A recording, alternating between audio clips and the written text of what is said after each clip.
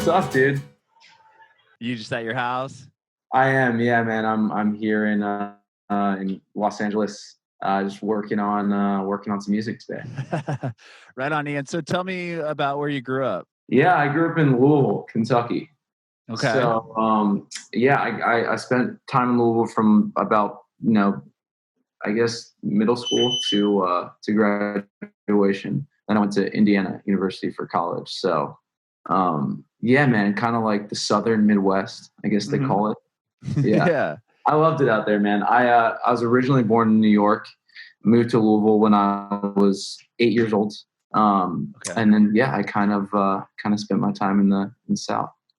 What part of New York were you born in? Like New York City? Upstate New York, like Harlemville, okay. Great Barrington area. Yeah, like not like a couple hours outside the city. Which is cool. My parents actually, when I graduated school, my parents moved back up to upstate New York. So we're all New Yorkers now at heart. Yeah. Well, was there a reason behind moving to Louisville?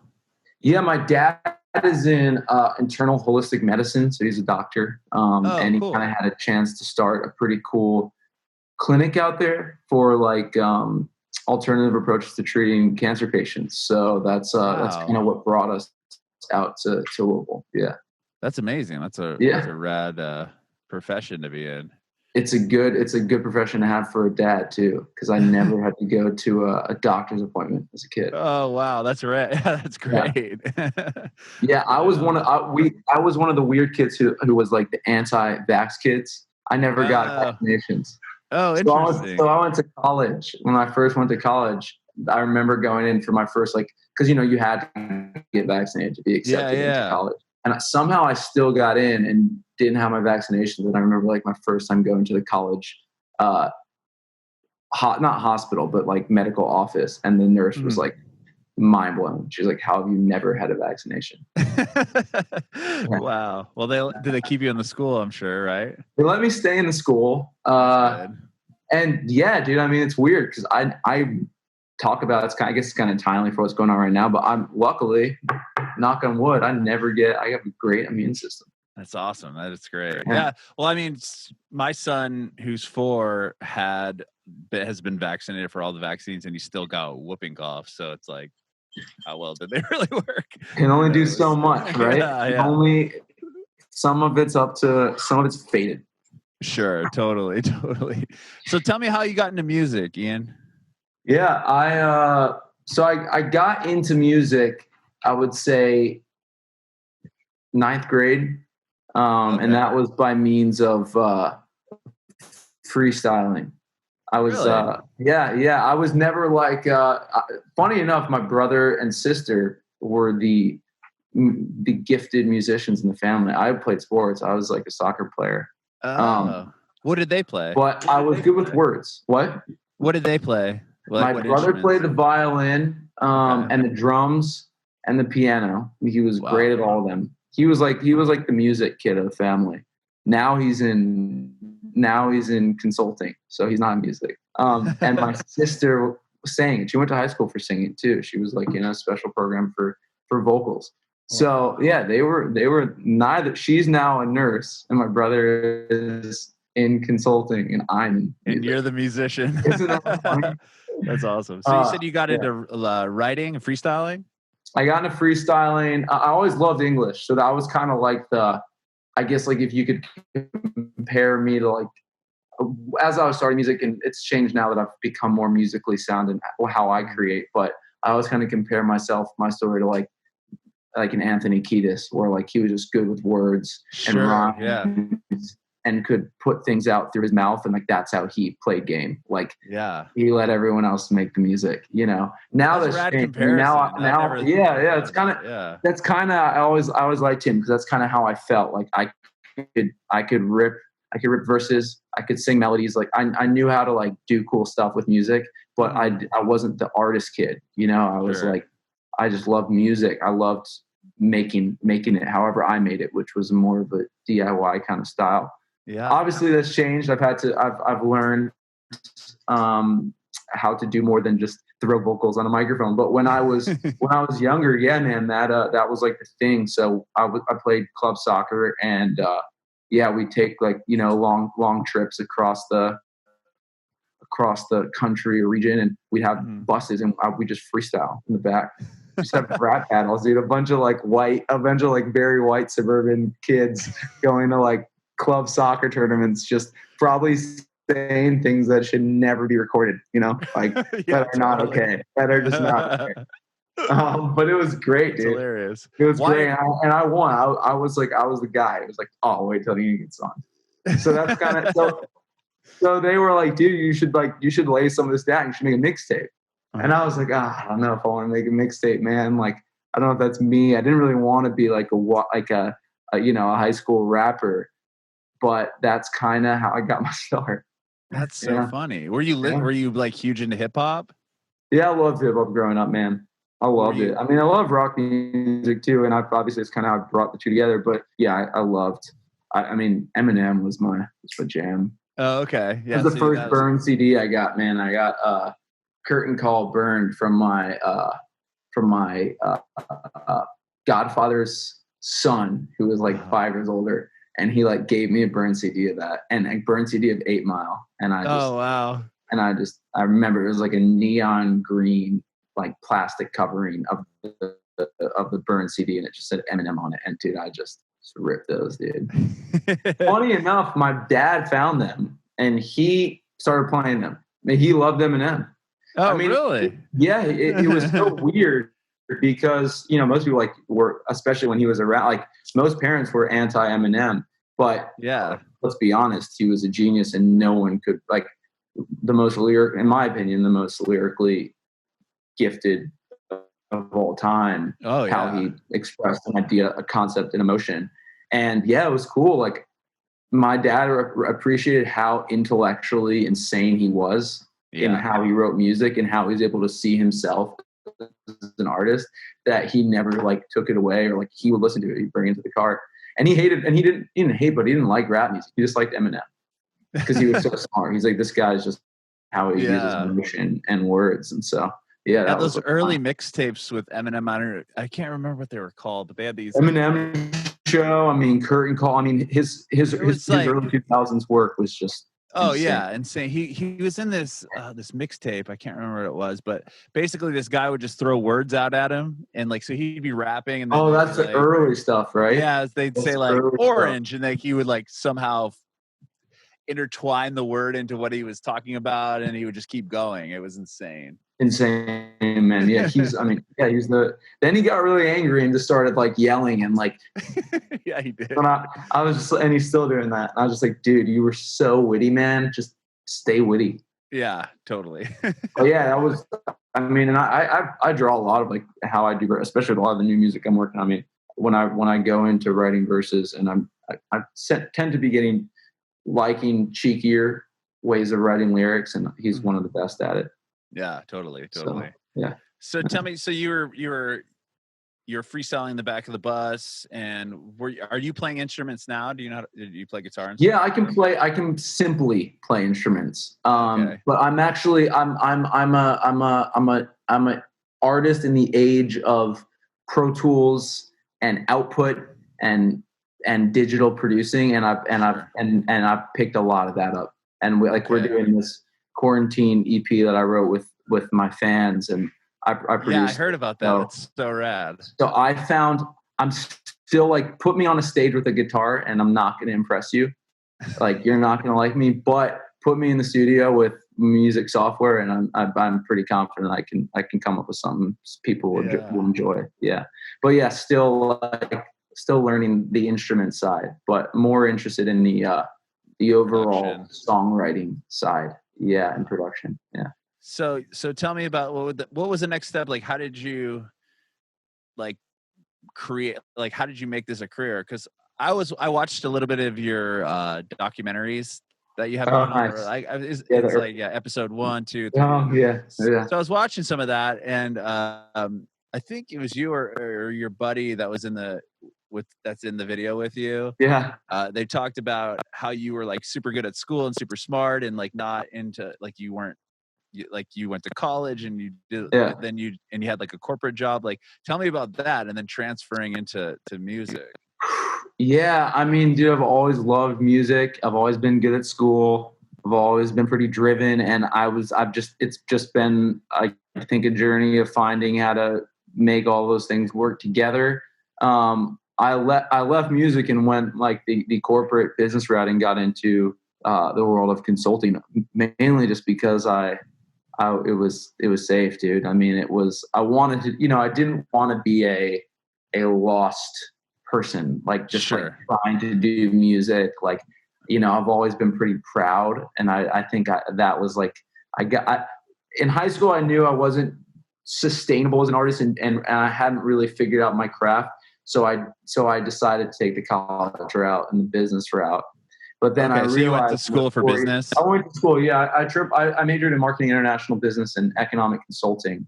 Wow. And I went really deep into that. Yeah. And I had a bunch of jobs, I got a great job and a bunch of great internships. And I really put my time into school in the business world. And I graduated top of my class, Indiana University, honors in business school. And that was all great. But I'm a pretty creative dude, and it wasn't feeding the soul. So I struggled a lot.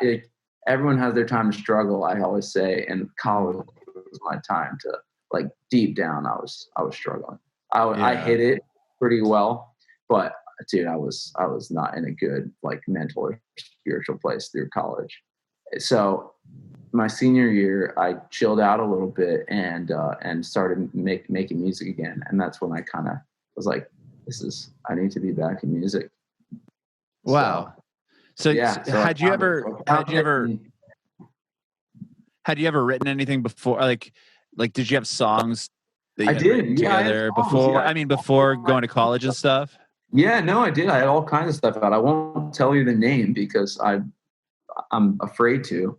But yeah, I did. Like, I had all kinds of stuff out under a different name, and it was under a different name. Yeah, and it was in the days of, like, I don't know if you know, like, I'm sure it was in the days when, like, white college rappers were a thing. Like, it was like a real sub-genre. Like, it wasn't a massive thing, but it was tickets, and they were selling out college shows, 500,000 cap rooms, Wow. And I was kind of a part of that as a high schooler. Wow. Yeah, but I knew. So you were performing and stuff? I was performing. I did shows. I did mixtapes. But I knew deep down, I was like, this isn't gonna last. Like, this isn't. I was like, I don't really feel like an artist. I'm creative and I like making this stuff, but I don't know anything. There's no way this is gonna be like a career. So so that's when and sure enough, like, I think, like, it was like 2 years into college, it kind of faded out, and that's when EDM just took over. Okay. Yeah. So when you graduated college, you got the job. You said it wasn't feeding what you wanted.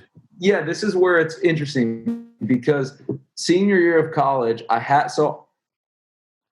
got my job and the offer, and I had everything locked in the beginning of my senior year of college. I'd already picked my job. I'd already got the offer. Oh, wow. And started. Yeah.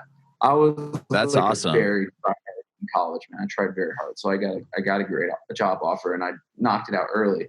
But now I had this whole year of time, and I was like, I need to do something because I'm struggling as a person. Mm-hmm. So I started just making music again in my apartment, and I fell in love with it again. And my same manager who I work with now, by a long story, we won't have to get all into that, but he found a demo I sent to a friend who he was friends with while I was in college at my senior year. And he hit me up and he was like, hey man, like, you have a really cool song, like, you do music. And I was like, dude, I'm just doing this for fun. Like, I'm not trying to be an artist. Like, I have a corporate job. Like, and I think he kind of knew that I loved it. And he was like, well, how about you just, like, keep sending me the stuff you're making? And I was like, all right, that's cool. So I kept sending him stuff that whole senior year, and I just fell back in love with music. And I had a trip planned to go abroad with my friends that summer before we started work.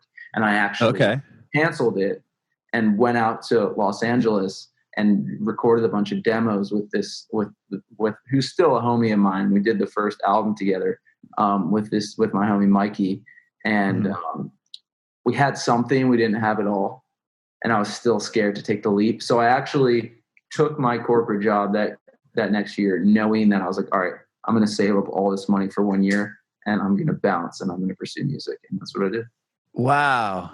Yeah, it was calculated. Like I like to play sometimes when I like want to be cool. Like, yeah, I left my job and did music, but I was very calculated with it. Like I saved every penny and dime because I knew I was going to need that as I was trying to figure out the next step after leaving. And I made a deal with myself. I said, if I have a really strong body of work, so it's like the whole Fear album, which was the first thing I put out for Arrested Youth. Every one of those songs was like recorded in a hotel room in like a different city when I was traveling for my corporate job.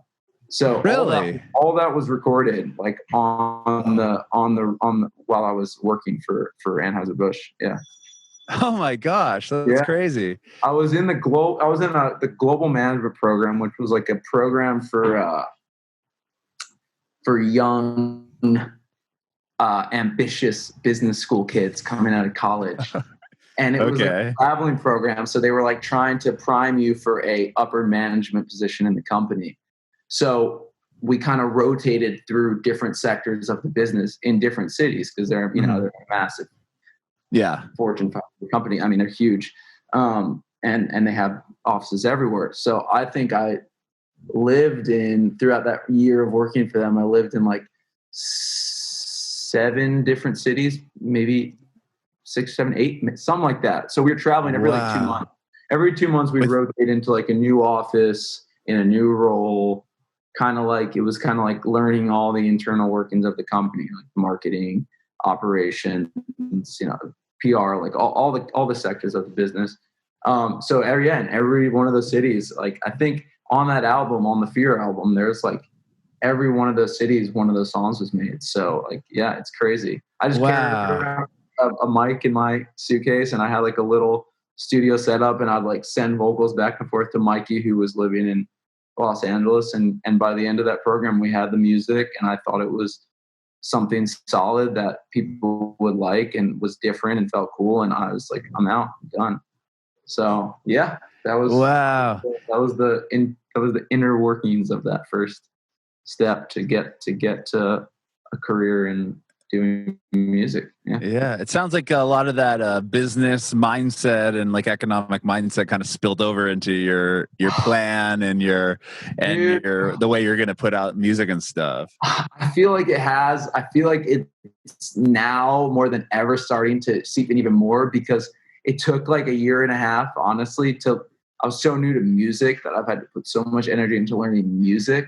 Mm-hmm. And now I'm kind of better at that. So now I can kind of start thinking, I can start more and more, the two worlds are kind of coming together. But at first I was so shell shocked by making that jump that I think it took a while to just like, I forgot all the business things. I had to like learn the music thing, Yeah. Wow. That's fun, if you took a look at the Fear playlist, for example, would you be able to pinpoint each city that you're in when you recorded the track?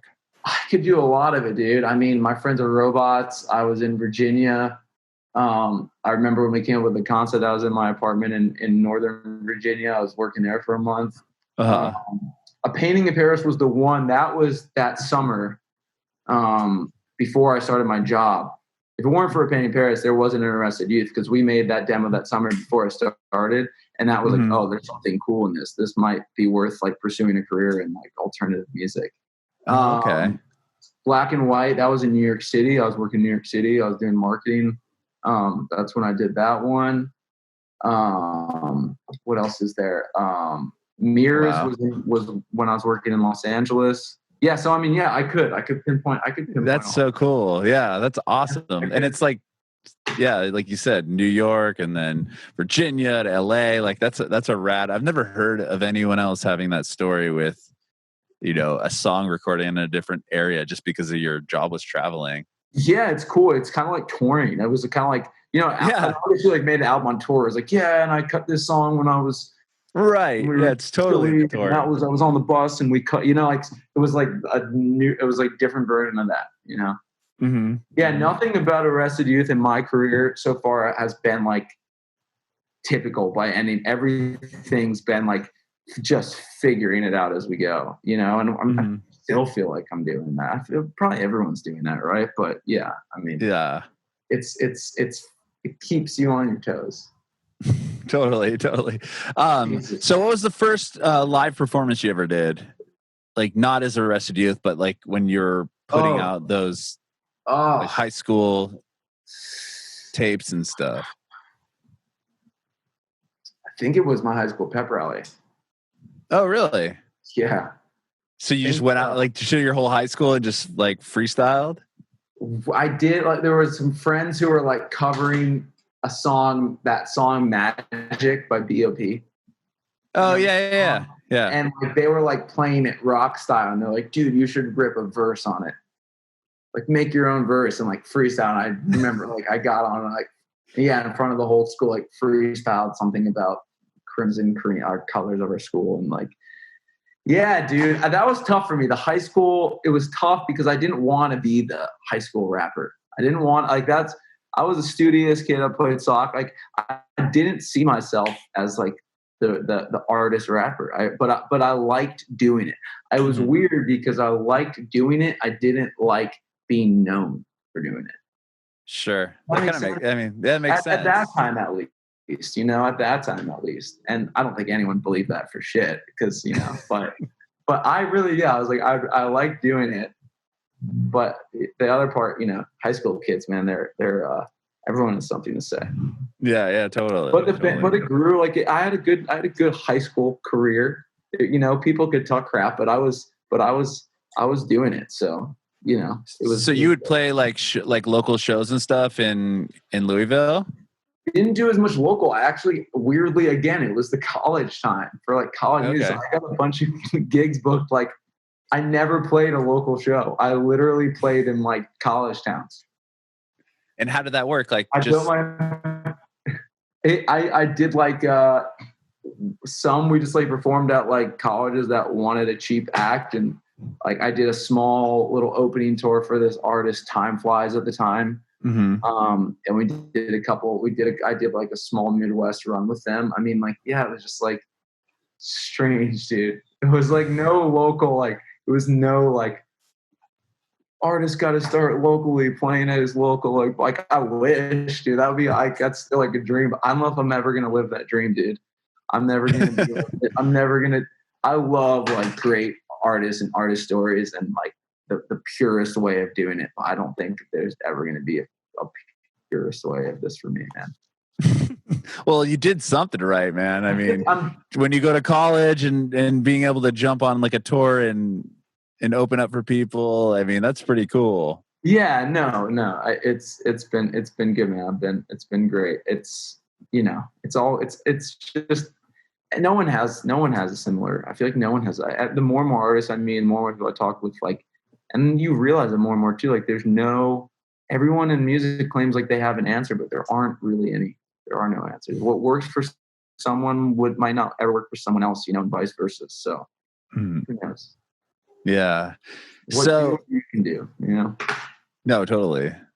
With that first record you put out, Fear, was that independently released or did you get signed to a label? Yeah, we and the same label working now, an independent label called Lowly. Great guys, great friends, put out all the music through them. Just my fear was always, I just didn't want to take it to a big label because I'm still figuring it out. So I don't want to complicate someone telling me what to do. I like to do what I want to do as an artist. Okay. So yeah, definitely. I knew that from the start, being in business too, that I wasn't going to do well if someone was telling me anything that I needed to be doing. So I wanted to figure it out on my own, as I still am, and I'm paying the price for that too. But dude, you're doing. I mean, I'm looking at your Spotify right now. Like Mirrors, for example, on your first album has like over 4 million plays. Yeah.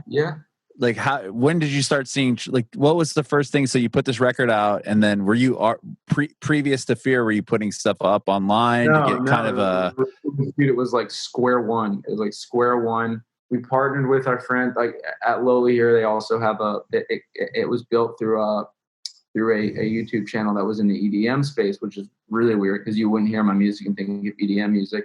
But we put out a remix of the song to get us dude, we built this like from square one, nothing. Like, yeah, it was like dry. And my manager David has been amazing in helping us kind of, we just continue to find ways to just get our foot in the door a little more, you know. And when Fear came out, the first song we put out for it was My Friends Are Robots. And then after that we did a second single called A Painting in Paris.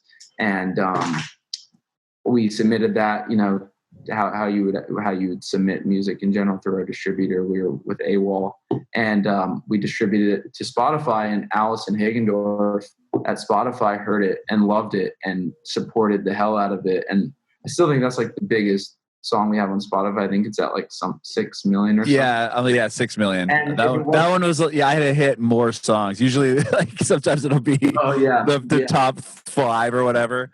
But yeah. 6 million. That's insane. That's great. Yeah, dude. For what we're doing, for sure. And Allie, like that was like, I don't know where we'd be if Allie didn't like find this and say, oh, this kid's doing something cool, let me support it, because she supported the hell out of it. And I think that's been a huge part in just like growing the awareness for the music, especially digitally on Spotify. So once you put Fear out and it was getting this type of traction, did you do a tour? What was the next thing you guys did after you had that record out? When we put Fear out, I got this tour with, we did this tour with opening for Yungblud.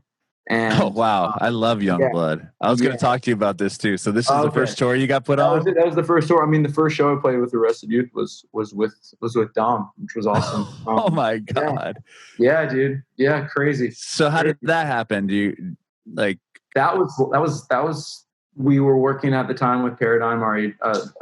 I'm now over at UTA, but we were working with Paradigm, and they were doing the Yungblud tour, and they thought we'd be a good fit for it. And, you know, I don't think they knew that I had never played a show. I don't think we told them that, but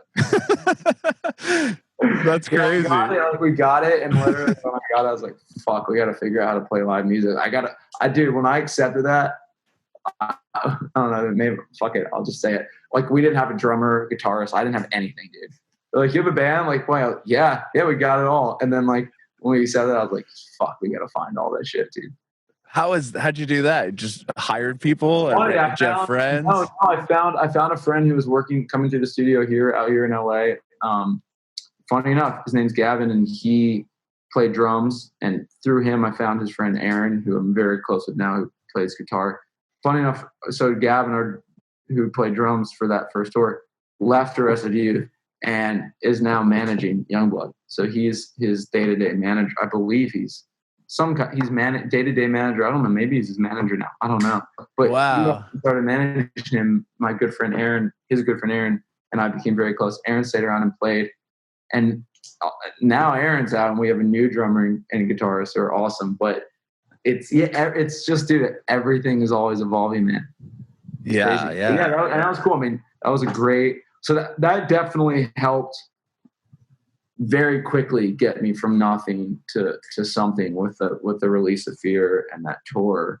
And that was kind of the start. That was kind of the start of the rest of you. Well, that Yungblud tour looked insane. Like, I watched that, like I said, your video, the episode 1, and like the first thing you do is you just stage dive into the crowd. Dude, I mean, that first tour, like, I was like, I don't know how I'm going to be live. Like, I know I'll be all right, but I'm just going to bring energy to make sure, you know? So I was ball of energy, man. It was so much fun. It was a great memory, man. How was somewhere along the way, I figured out how to like sing and do all that stuff too. But I started out higher, and I was like, they're not going to take my energy away from me. Yeah. Well, tell me about Sobville, episode 1.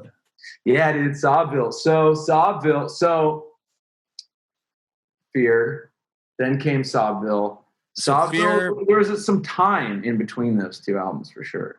There was. But it wasn't that time of like being in the studio. Like, I'm quick, man. Like, I make music very quickly. It wasn't time of spending all that time making music. It was that time of I had to go back to the drawing board and figure out the Mikey, who I did Fear with, kind of fell out of the picture for different reasons. Still a homie. but fell out of that picture and wasn't there to make this music that we had spent so much time figuring out. So that was tough because I was like, that's when I started to learn how to start writing music on my own. Like Mikey was great with writing, so we wrote the songs together, and that's when I had to say, oh wow, no one's gonna do this like for me. Like I gotta figure this shit out. So, because he was helping you write like the music portion of the record. I was fresh, dude. So like I had the ideas and the quirky lyrics and the melodies, but like I didn't know how to structure songs. I didn't know what made like a great song. I had ideas, but it's not like I could do it all on my own. And that's what I had to figure out. How do I, when he thought of the picture, it was a sobering idea of like, if I want to do this, I got to figure out a lot of this on my own. And I wanted to, and so that time was like a lot of like, and I started working with Cobalt, my publisher, in that time, and they set up a bunch of sessions, and that was great, and I learned a lot, and I just got more and more tuned into what I wanted to do and how I wanted to write music. And then by chance, I'd been doing some sessions, and I've been writing a ton of music on my own, and I was kind of finding my groove, and I by chance, one of my publishers, Emily, was like, hey, I think you'd be really cool with John Feldmann, who's, Goldfinger. Goldfinger, yeah, man. He's done so many good albums. She's like, I'm going to try and get you guys coffee, and like, let's see where that goes. And I mean, the rest is history. I mean, John and I kick it, every couple days. I mean, we make so much music together. Really? That's so amazing. I love him to death. I've learned so much from him. We did Sauville episode 1 together. We did Sauville episode 2. We've between you and I continued to work throughout these weird times, and we have like, man, we might have like 16, 17 unreleased songs. I mean, we've just been going. We just love to write music, man. We have so much fun. And he's like one of the best. I mean, he produced like Real Big Fish and Blink's record, 2 most recent records, and he discovered the Used. I mean, the guy is just 5 Seconds of Summer. I mean, dude, 5 Seconds of Summer. Yeah, John is the kind of guy where you like, we'll be talking, and I'll constantly still learn things of like who he worked with, that I'm like, I didn't know you did that. That's really cool. But I mean, dude, John's great, and yeah, man, I've just learned so much from him. I continue to learn so much from him, and we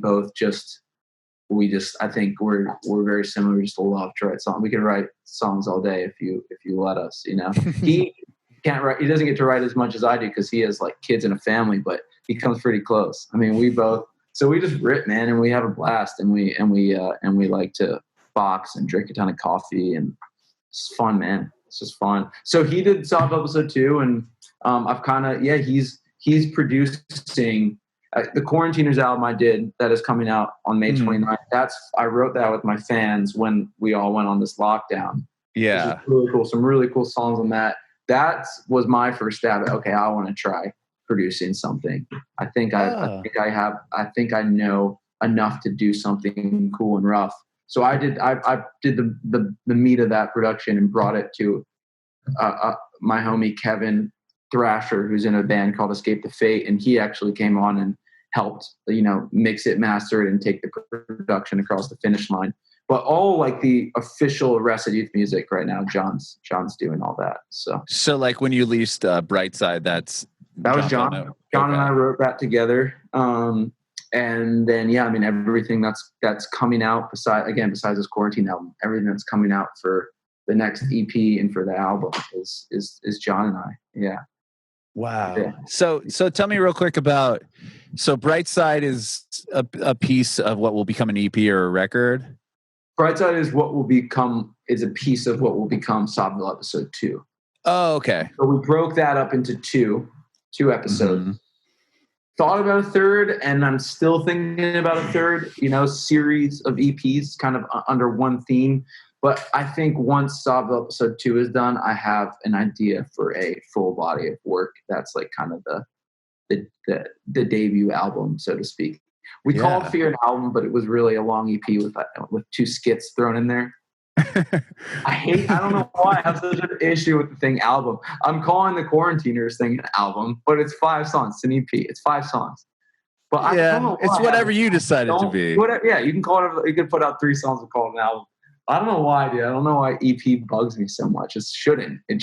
But we all have our hangups. But if you don't call it the album, you can always hold it until you release your debut album. That's true. I think That's you a can good release point. an album and then like not say anything about it and just brand the next one as like your debut. Yeah, just dub your like sophomore album your debut album. Okay, that was like my long EP. This is my debut album. Yeah, you could put out like 10 different long EPs and then never call it, or like just release albums and on like your 10th one, like name it debut album. Right? Yeah. So that'd be good branding for like an old band. Like we're releasing our debut album. It's like let Link do that or something like that. That'd be hilarious. Like, go back to like square one, same haircut, same everything. All right, we're starting over. Here's our debut. We're starting over. Let's see if we can do this again. That's so funny. Yeah. Well, tell me about this quarantine, the quarantine record. So how did this idea come? Like, tell me all about this, because this is such a rad idea. Yeah, dude, we're making history. You really are. No, we really are. I mean, during a history, during a this has never happened. Yeah, you're making history. I'm like, you know what? I'm not making platinum records, so I got to make history somehow. No, yeah. I mean, I did the research, dude, so I can make that claim. Like, I did the research. I ran it across our amazing publicist, Katie, who set this up. And I asked her to vet it too. I'm like, can we make sure that like I can make this claim that like regardless, I don't want to dig too much because I'm sure I could find something to refute my statement. But we are making history with this. No, I don't think anyone else has ever done it. So. Yeah, from my research, I think some artists have come together and like wrote a song with fans or like got input from fans and vocals and stuff, but I don't think they've done like a full album concept kind of thing. So, dude, yeah, really sick. And I don't know, man. I think what happened was it was very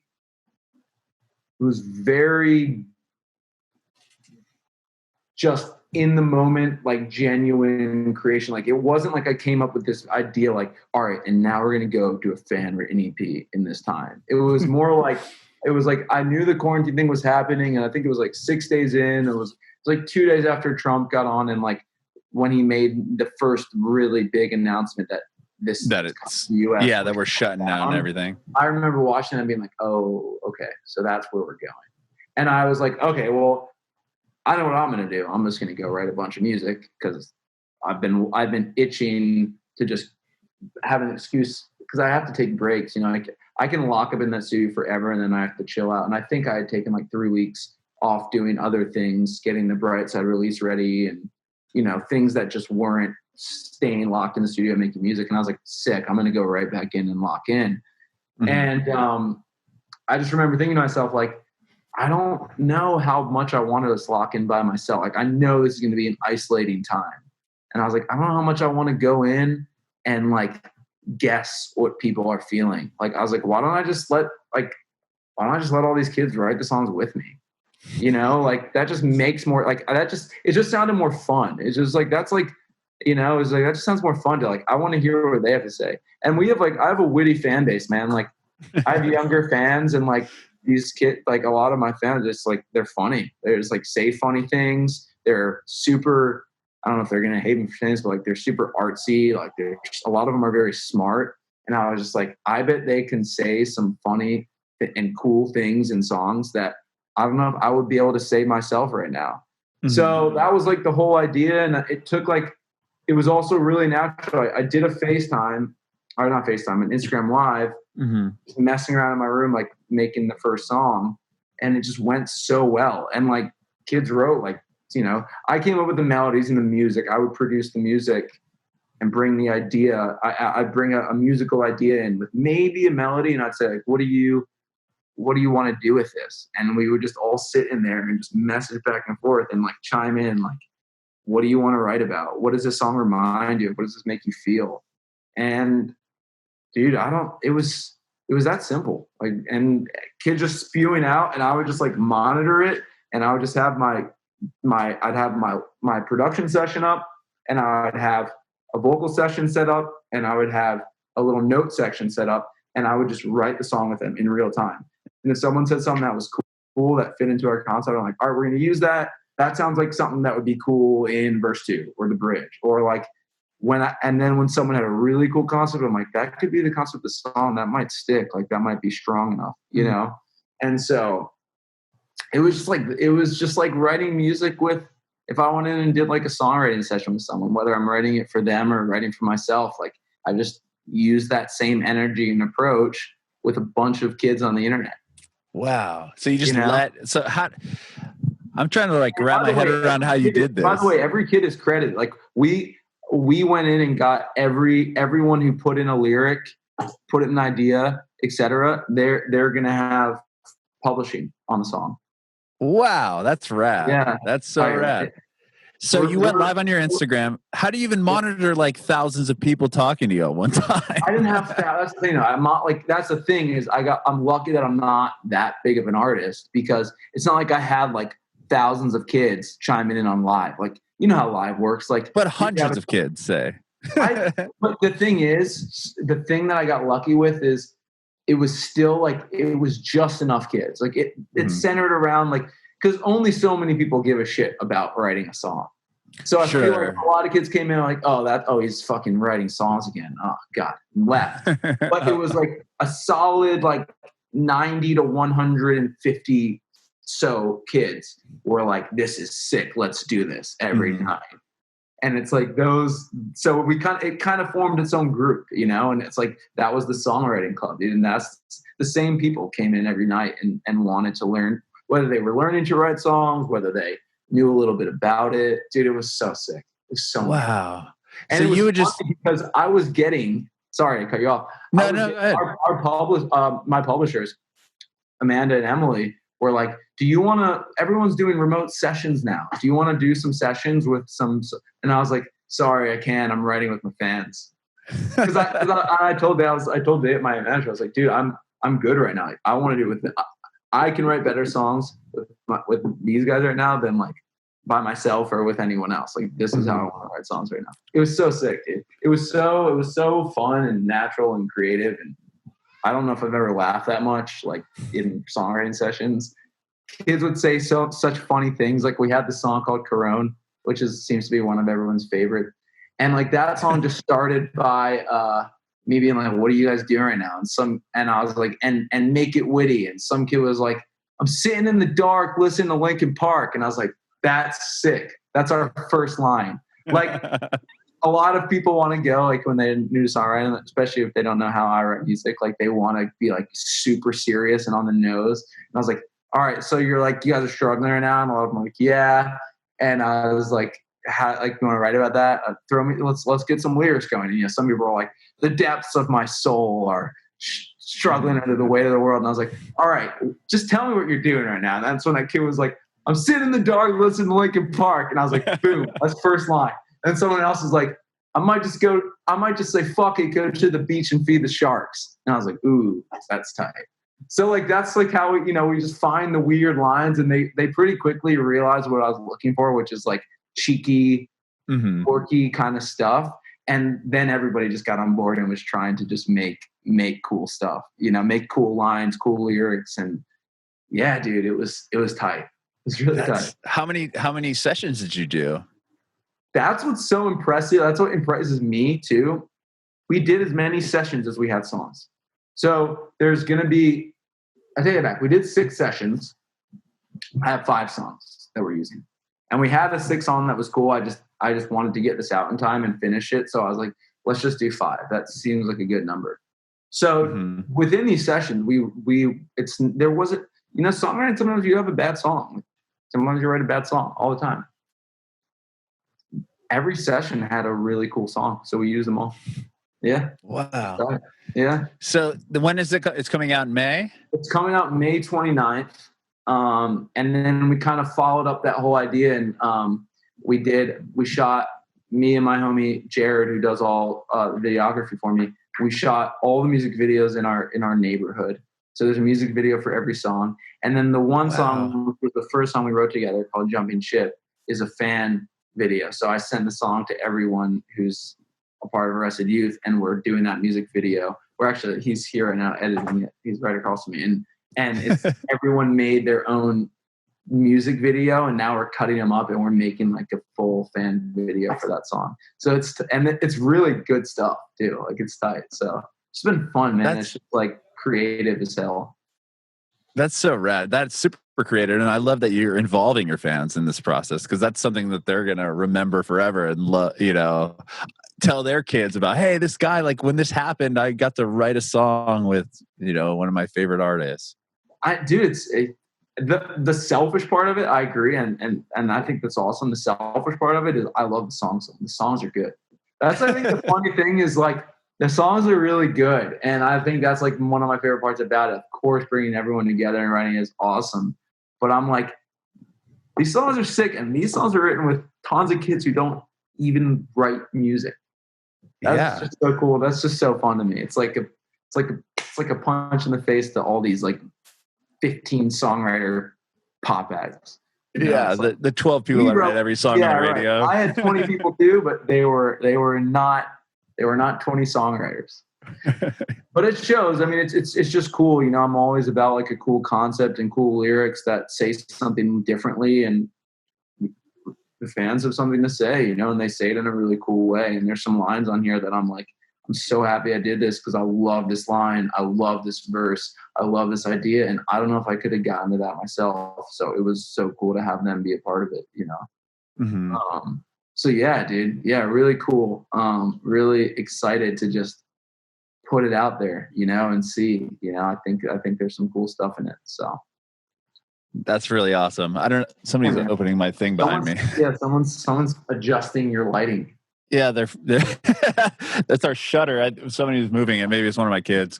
Anyway, that's so rad. What are you doing? Anything else? Is like what aside, obviously, from putting out this EP in May? Do you do any of the like live streaming stuff? Do you have any interest in doing that, or try and do more of it? I know I operate under this notion of like, I want to do some of the live streaming stuff in the shows, and I think it's really cool. I love writing music, so I put so much of this time into writing music, and I maybe it's the wrong call, maybe I'm making a mistake, but I just feel like I want to keep creating music right now, and I don't really want to set up a million live videos performing. And I'm not saying people who are doing that are doing anything wrong, but that's the thing, dude. I've told you, like, I'm just learning to do what I play ball where I know I need to play ball with like being an artist, but I'm to a point where if I know I want to go like write music and that's what I want to do right now, then that's what I'm going to do. And maybe we'll do a few of them, but I have so much inspiration to write songs right now that's where I'm putting my energy and finishing up this project. But yeah, I mean, we have Sawbill episode 2 coming out this summer. And then obviously I'm, almost done with working on the full album as well. So I'm just trying to get those things done. And I think it's cool. I'm trying to set up this one other project where I really love like reggae music, like newer reggae. Like I don't know if you know like Soja, Revolution. Sure. Yeah. I know all those like Slightly Stupid, Pepper, like those bands. I just love those guys. I just love that music. And there's something about however I'm dealing with this time where like I just go run in my neighborhood and that's what I listen to. And I grew up with my brother and I loved Soja, and like I still think that's some of my favorite music. And I was just like, it'd be really cool to find a way to bring some of that rhythm, some of those chord progressions, some of that energy and feel into what I do. So I'm working on this one other project where I might go take a week and get out into the northern part of California and just lock up and do another project that's in that vein and just kind of connect to some life and some nature and see what comes out of it. Rad. I love creating music, man. Like the live stream stuff are awesome, but what keeps me in this is just creating the music, man. I love it. Yeah, and that way you'll have a bunch of records, a bunch of songs and stuff that you could play live to, once this all blows over. I know. Yeah, exactly, man. So maybe maybe I'll let you know if we're passing. I guess you're south, aren't you? I'm south, but if I'll drive to LA for you, I promise. Oh, but yeah, man. So that's like kind of the thing, and continuing to. It is an interesting time to be an artist because a lot of artists live a pretty quarantine life in general. When what it means to just sit in a studio and create music, So, everyone's having to adapt, I guess, right? I don't know. I'm gonna start talking about shit I don't even know. So I'm just gonna stop talking. Well, Ian, thank you so much, man, for taking time out of your day and chatting with me. I appreciate it. Yeah. The last question I have for you is I want to know if you have any advice for aspiring artists. Oh, that's a great question. Yeah, I mean, do it because no one knows anything. Taste over technicality. I mean, if you think you have something to say and you want to do it, just do it, because I just keep learning that that's all that matters, is if you have something that you believe in and want to say, because I feel like so many people don't get into something creative because they think they don't have the skill or the technique or the resources. And those things are great, but it's really about having something that you believe in, and and having something to say that's worthwhile. And I think that's just more important than anything else. And if you have that and you feel that, you should do it. Or don't, but I would say do it. If anyone, I feel like I'm a good person for that question, because I constantly feel like I should not have done this, and I'm so happy I did. I so easily could have like stayed away from music like I was planning to do, and continue to live a life in the corporate world. And I'm so happy I sacked up and did music.